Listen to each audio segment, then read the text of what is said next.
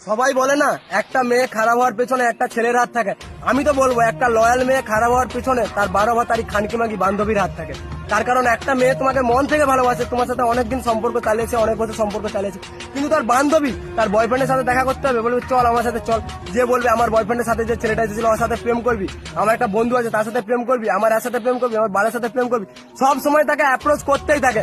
বলবে আমি তো 4 জনের সাথে চলে যাচ্ছি, কোথায় কিছু হচ্ছে না। আরে তোর বয়ফ্রেন্ড কিছু জানতেই পারবে না, দুদিন কথা বলে দেখ, যদি না ভালো লাগে কথা বলতে হবে না। তোর বয়ফ্রেন্ডকে কে বলতে যাচ্ছে, তোর বয়ফ্রেন্ডের ঘর তো অনেক দূরে, সে তো জানতেই পারবে না। আর এমন ভাবে ঠিক একটা মেয়ে কথা বলতে শুরু করে, কথা বলতে বলতে ছেলেটার থাকে এবার লুকোতে শুরু করে। আর একটা মেয়ে যখন একটা অন্য ছেলের সাথে কথা বলে সেটা মেয়েটার ব্যবহারেই বোঝা যায়।